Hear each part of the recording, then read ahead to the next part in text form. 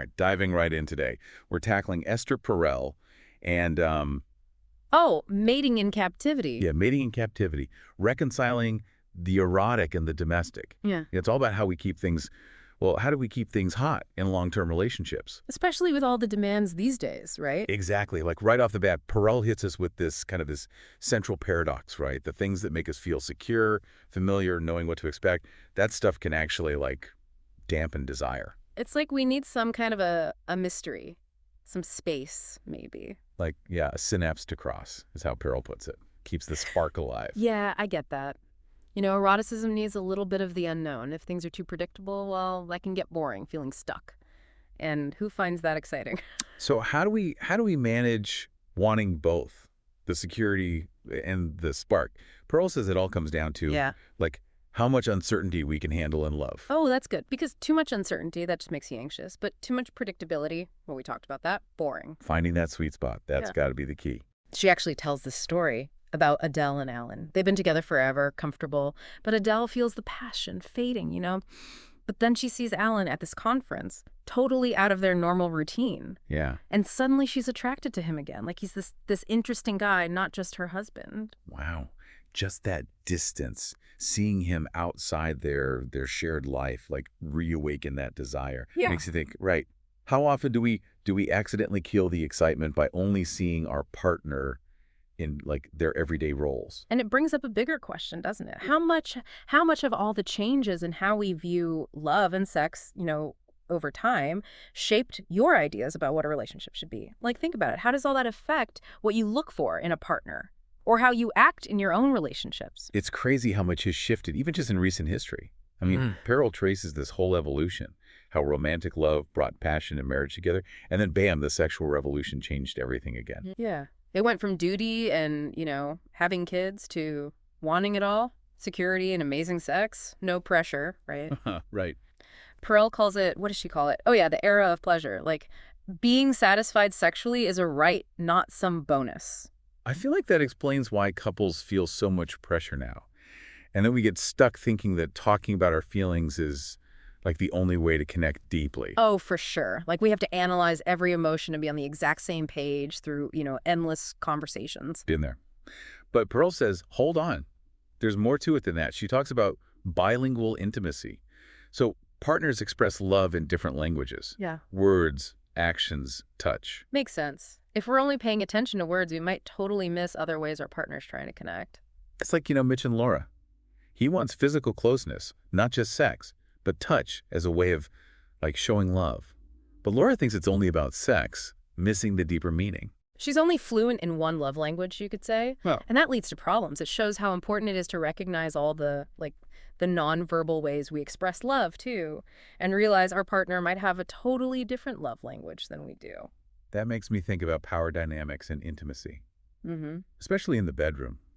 Peril tackles this head on, even when it clashes with our ideas about equality. Right. It's fascinating how things we might see as off limits in daily life, they can become exciting in the bedroom. Like wanting some kind of power difference can be a turn on in the right situation, right? Like Elizabeth and Vito, she's super independent but enjoys submission, in the bedroom. Exactly. Doesn't make her any less powerful in the relationship as a whole. It's about her exploring different sides of herself and embracing desires that don't fit what society says. And Peril says that's what eroticism lets us do.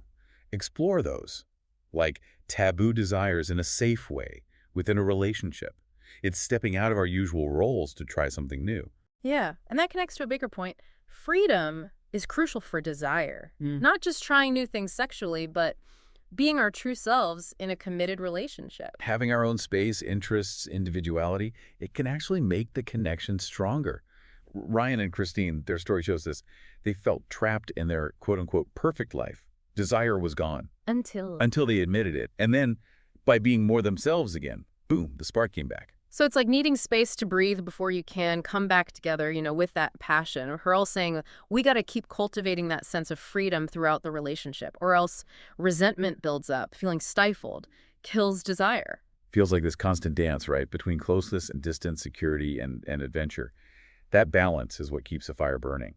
And speaking of where things start, Perel has this idea of an erotic blueprint, right? Like our early experiences shape how we view and feel about intimacy. So you're saying what? My childhood, even stuff I don't remember, could be affecting who I'm attracted to now, what turns me on. It's possible, yeah. It's wild how those early hurts, even frustrations, they can sometimes turn into like sources of excitement. Not saying it's okay if someone was hurt, of No, course. of course not. But it's about seeing how the past can shape our desires in these complex ways. Like Melinda, her father cheated on her mom, and now she seduces and dumps men, mirroring her mother's pain. Heartbreaking cycle, but it shows how deep those patterns run. And Perel's really careful here. Acknowledging those experiences shape us, but they don't define us. And now think about becoming a parent. That's a huge shift for any couple. And of course, it impacts their erotic life. Oh yeah, big time. It's like your world changes overnight. And these tiny humans need you constantly. It's draining physically and emotionally. And then there's all the pressure to put the kids first, which is good, but it can lead to couples forgetting about their own needs. The relationship gets neglected and that spark fades. Stephanie and Warren, their story got to me. She ends up choosing chores over sex. Just overwhelmed by motherhood. Always in that caretaking mode, hard to switch gears. Yeah, I can see how all that pressure, the daily grind, can just crush desire. But Perel says it's more complicated than just being too tired for sex. Motherhood changes desire in a lot of different ways. Right. Some women want sex less after having kids, while others actually feel more confident and sexy. What causes that, do you think?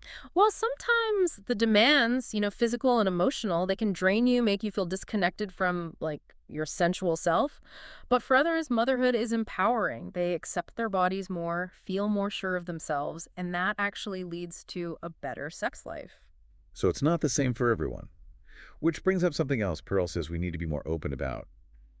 Fantasy. Absolutely. We shouldn't be ashamed of our fantasies. It's a normal part of our erotic lives. Instead of feeling guilty, we can use them to learn about ourselves. Mm. What do our fantasies tell us about? Like our deepest desires and fears, things we might not even realize we feel. Think about Joni and Ray. Her fantasies are about submission.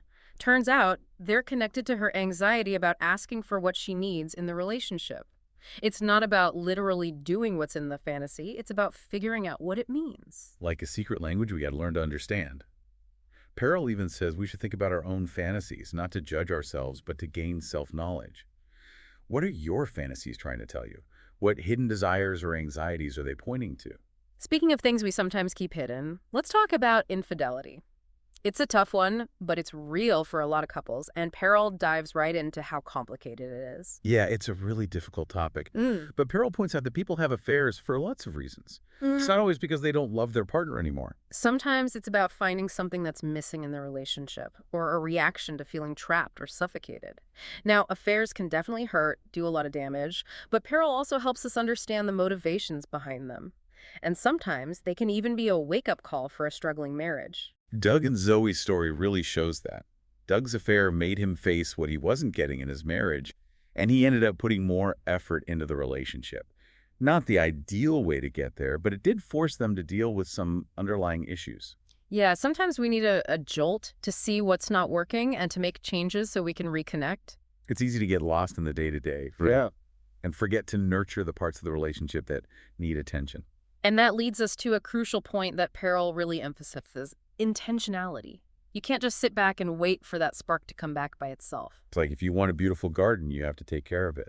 The Yeah. same goes for our erotic lives. Right, exactly. Yeah. Dominic and Raoul, their story is perfect for this. They plan these incredible cooking projects down to the last detail, but their sex life, total chance. And that's where Peril challenges us. She says, planning sex doesn't have to kill spontaneity.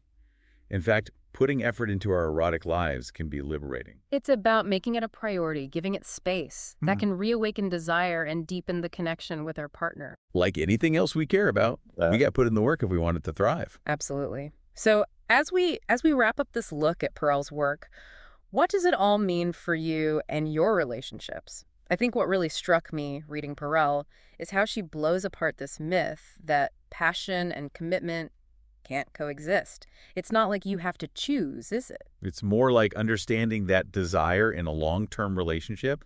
It has its own flow, right? It comes and goes. And that's totally normal. Right. Those dips don't necessarily mean the love is gone. It's more about recognizing the patterns we get stuck in, like the subtle ways we might be accidentally killing desire without even knowing it. So how do we fix it? Peril seems to be saying we got to shake things up a bit. Exactly. It could be anything, really. Carving out more time for things we love to do, as Right. individuals, or maybe rethinking how we tell each other what we need, or even, digging into those fantasies we keep hidden away. Peril gives us a whole roadmap for getting that spark back. And remember, it's not about trying to recreate like that crazy intensity from the beginning when everything was new and exciting. More about finding a new kind of eroticism, right? Yeah. It's one that's built on the intimacy and shared history you have in a long-term relationship. It's more mature, has more layers to it. And it definitely takes being curious, wanting to play, stepping outside those comfort zones we build up over time. That's where the good stuff happens. Embracing the unknown, even when it feels a little scary. Because, let's be real, the things that scare us most, sometimes those are the things that can make us feel most alive too. Yeah, for sure. And we got to remember, it's not about reaching some perfect state of bliss like 24/7. That's just not realistic. It's about finding what works for you and your partner and knowing that what works today might not work next week? It's a journey, not a destination. And maybe the beauty is in that constant discovery, Yeah. the way desire changes within a loving, committed relationship. So, as you keep exploring these ideas and applying them to your own life, we want to leave you with this question. What's one small step you could take, even today, to bring more freedom, more playfulness, maybe more intention into your relationship? It doesn't have to be some huge thing. Even small changes can make a difference. And remember, the best discoveries, well, those are usually the ones we make together. Happy diving. It's funny, when I think back on all this, what really sticks with me from Pearl is this. She's saying, desire in long-term relationships, it's not a straight line. It has these ebbs and flows, and that's perfectly normal. It is. And those dips, those lulls, they don't automatically mean like love's gone. Right. It's more about noticing, the patterns we fall into, those little things we might be doing that actually kind of stifle desire without even realizing it. So then what can we do about it? Pearl, she's all about shaking things up, isn't she? Yeah. Sometimes it's about making more space for the things we each love as individuals. Sometimes it's like reevaluating how we talk to each other about what we need. And sometimes it's even about those fantasies, the ones we keep hidden. Pearl gives us all these tools for rekindling that spark. And what's important is remembering we're not trying to like recreate the intensity of those early days Yeah. when everything was brand new and exciting. Right. It's not about going back in time. It's more about finding like a new kind of eroticism, a kind that's based on all the intimacy, the shared history you have in a long-term relationship. It's deeper, more mature. And it definitely requires being curious, being willing to play, to step outside those comfort zones. That's where the magic happens. It's about being open to what we don't know, even if it's a little scary. Because honestly, those things that scare us, sometimes those are the things that make us feel most alive. Totally agree. And we can't forget this isn't about some perfect state of bliss 24/7. That's just not real life. It's about finding what works for you as a couple, what feels good for both of you. And knowing that might change next week. Exactly. It's a journey, not a finish line. And maybe the beauty really is in that ongoing discovery, how desire evolves in the context of love, of commitment. So, as you keep thinking about all of this, applying it to your own life, here's a question we want to leave you with. What's one small step you could take, today even, to bring more freedom, more playfulness, more intention into your relationship? It doesn't have to be some huge thing. Even something small can shift things. And don't forget, the best discoveries, well, we usually make those together. Happy diving, everyone.